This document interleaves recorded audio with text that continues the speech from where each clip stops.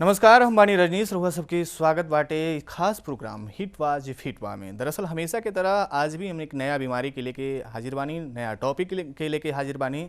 और आज के टॉपिक बाटे मोटापा। मोटापा लोग के तमाम काम करे में तो असुविधा प्रदान करेला ही, साथ साथ मोटापा से कई एक तरह के बीमारी भी उत्पन्न होखेला। और वो बीमारी कितना हद तक शरीर के प्रभावित करेला, कवन रूप में जानलेवा साबित होखेला, ये तमाम जानकारी रुआ के मिली और एकरा पर चर्चा होगी। एकरा से कैसे बचल जाओ, एकरा से जे बीमारी उत्पन्न हो रहा बा ओकरा से कैसे बचल जाओ, का उपाय करे के चाही, ये तमाम चीज़ के चर्चा होगी। और यही सब पर चर्चा करे खातिर हमनी के साथ डॉक्टर दिव्या सांगलीकर जी स्टूडियो में मौजूद बानी। स्वागत है आपका हमारे टीवी के स्टूडियो में। लेकिन इस चर्चा के आगे बढ़ावे से पहले आई रुआ के दिखा रहा बानी एक खास रिपोर्ट के जरिए कि आखिर मोटापा है का चीज़।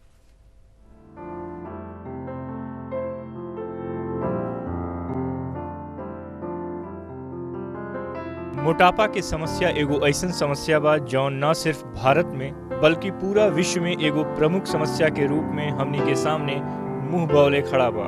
जौना तेजी से जंक फूड और फास्ट फूड के दुकान फल फूल रहल बा, वही तेजी से लोगन में मोटापा भी बढ़ रहल बा। छोट बच्चा से लेके बड़ बूढ़ तक हर उम्र के लोग इस समस्या से जूझ रहल बाड़े।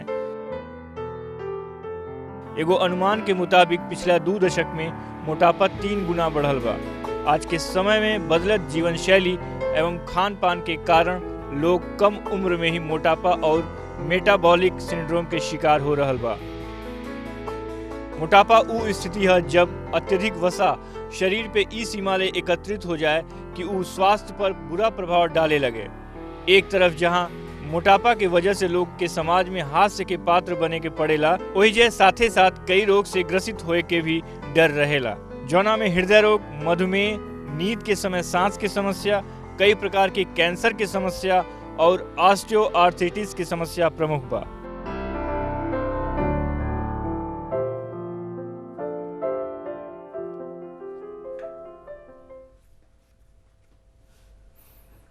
तरह देख ली कि कवन कवन परेशानी के सामना करे के पड़ेला इन मोटापा की वजह से।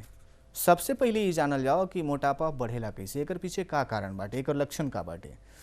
तो वहीं डॉक्टर दिव्या सांगलीकर जी हमने के साथ मौजूद बानी। डॉक्टर साहब, दिव्या जी आप ये बताइए कि मोटापा बढ़ता है कैसे, कैसे डेवलप होता है शरीर के अंदर, किस कारणों से होती है? जी देखिए, सबसे पहली बात मोटापा का कारण होता है कि किस प्रकार का आहार आप ले रहे हो, किस प्रकार का खाना आप खा रहे हो और किस प्रकार की जिंदगी आप जी रहे हो। जिंदगी जी रहे हो मतलब आपकी लाइफस्टाइल कैसी है जी। आप अगर दिन भर बैठ के काम कर रहे हो, बिल्कुल भी एक्सरसाइज नहीं हो रही या इधर उधर भागदौड़ नहीं हो रही है, और दूसरी तरफ अगर आपका खाना बहुत ज़्यादा हेवी है, जैसे उसमें फास्ट फूड है या उसमें बहुत तली भुनी चीज़ें हैं, तो उसकी वजह से मोटापा हो सकता है। जी।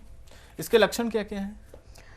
सबसे सिंपल लक्षण तो इसका यह है कि जैसे आप आपका खुद का वजन चेक करो, अगर मान लो आपकी हाइट जो है वो 160 सेंटीमीटर है, तो उसमें उसको 160 को आप उसमें से 100 माइनस कर दो, तो जो रहता है वो आपकी हाइट के लिए आइडियल वेट है। जी। अगर आपको पता है कि अगर आपका हाइट 160 और 60 के ऊपर आपका वेट है, तो आप ज़रूर जानिए कि आपको मोटापा है और आपको कुछ करने की ज़रूरत है। जी। सांस में कमी या सांस लेने में दिक्कत होना, ये भी मोटापे की एक वजह है? जी हाँ, हो सकता है। बेसिकली सांस लेने में दिक्कत होना ये बीपी की तरफ होता है। जैसे किसी को अगर हाइपरटेंशन है तो उसकी वजह से ये चीज़ हो सकती है। बट हाइपरटेंशन और मोटापा ये दोनों चीज़ें भी एक दूसरे से जुड़ी हुई है। जी। तो अगर आपको ऐसे कोई प्रॉब्लम हो रही है तो आपका एक तो ब्लड प्रेशर आपने चेक करना चाहिए और दूसरा वज़न भी चेक कर लीजिए। जी। क्या ये भी एक बड़ा कारण है कि बहुत जल्दी भूख लगना, किसी को ज़्यादा खाना खाना?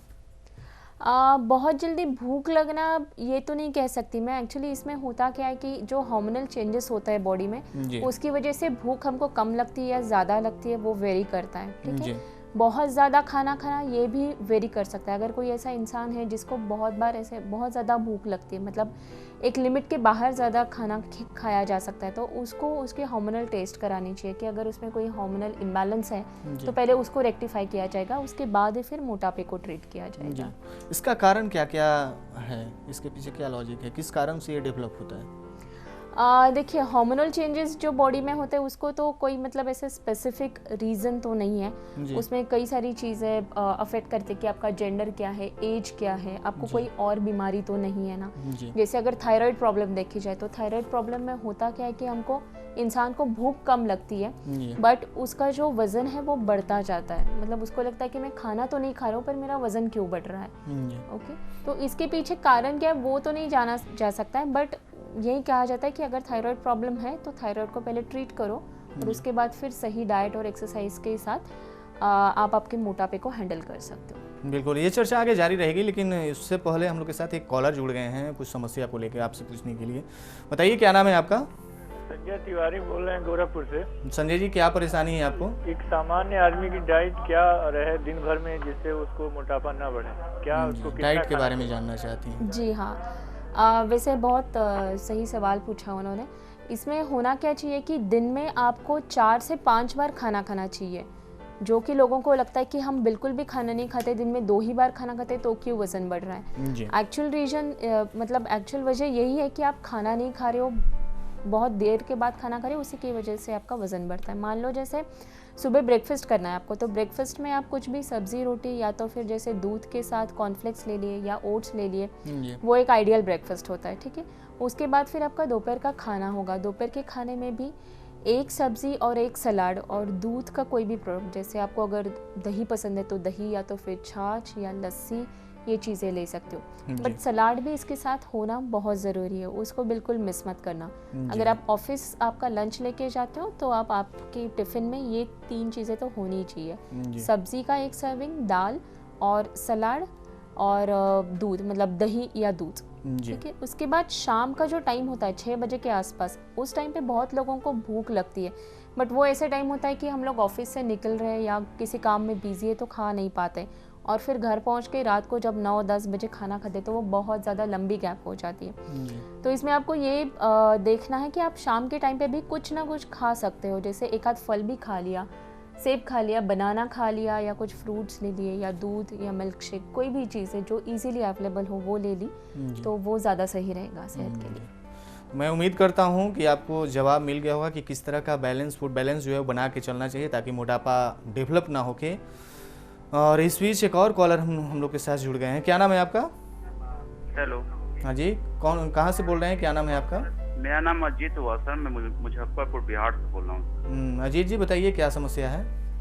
समस्या सर मेरे को ये है सर कि मेरा कुछ फैट बढ़ गया है जी, तो मैं उसको कम करना चाहता हूँ, कैसे कम होगा सर? जी, पहले तो आप अपने टीवी की वॉल्यूम थोड़ा सा कम कर लें, दरअसल सुनने में हम लोगों को परेशानियां हो रही है और शायद यहाँ से जो आपको सुझाव दिया जाए वो भी क्लियर सुन पाएंगे। इनको परेशानी हो रही है फैट बढ़ने की वजह से, काम धाम करने में फैट कम करना है, क्या उपाय करेंगे? जी, वैसे उन्होंने अभी खाली फ़ैट कहा है तो उसमें 2 चीज़ें हमको जाननी चाहिए कि फ़ैट मतलब उनकी लिपिड प्रोफाइल बढ़ी हुई है या ओवरऑल वो बॉडी में फ़ैट बढ़ा हुआ ये कह रहे हैं। दोनों के बारे में मैं बताती हूँ आपको। अगर लिपिड प्रोफाइल मतलब जैसे मान लो कोलेस्ट्रॉल बढ़ा है या ट्राइग्लिसराइड बढ़ा है, तो सबसे पहली बात जो आपको करनी है वो कि खाने में जो तेल यूज़ होता है उसको उसकी क्वान्टिटी कम कर दो आप, ठीक है। जैसे हम लोग कहते हैं कि मंथ में एक फैमिली अगर है 4 लोगों की तो आपको 2 किलो से ज़्यादा तेल और घी दोनों मिला के नहीं लगना चाहिए, ओके। ये एक चेंज करने के बाद जैसे मैंने इससे पहले कहा कि क्या डाइट होनी चाहिए लोगों को वज़न मेंटेन करने के लिए या लूज़ करने के लिए, उसमें कहा था कि आपको सलाद दोनों टाइम होना चाहिए, दिन में 2 फ्रूट्स होने चाहिए। तो ये वही बात यहाँ पे भी एप्लीकेबल है कि यहाँ पे भी आपको अगर फैट कम करना है तो आपके डाइट में फाइबर ज़्यादा होना चाहिए। अब फाइबर किन चीज़ों से मिलेगा, तो सलाद से मिलेगा, जो फ्रेश फ्रूट्स है उसमें से मिलेगा, अगर होल ग्रेन्स जैसे गेहूं, ज्वार या ब्राउन राइस ये चीज़ें हम डाइट में डालेंगे तो उससे भी मिलेगा। जी अजीत जी, बहुत बहुत शुक्रिया आपको हमारे टीवी से संपर्क करने के लिए और आप अपनी परेशानी रखने के लिए हमारे टीवी के सामने डॉक्टर साहब से। और एक साथ ही चले तनी कुछ छोट ब्रेक के बाद जल्द हाजिर होकर तनी कुछ और चर्चा के साथ है कि मोटापा के कैसे कम करल जाओ, प्राथमिक तौर पर का कुछ सावधानी बरते के चाहिए ताकि ये डेवलप ही ना हो के, अगर कोनो के डेवलप हो गई बा कोई मोटा हो गई भी बाड़े तो ओकरा खातिर का उपाय करे के चाहिए।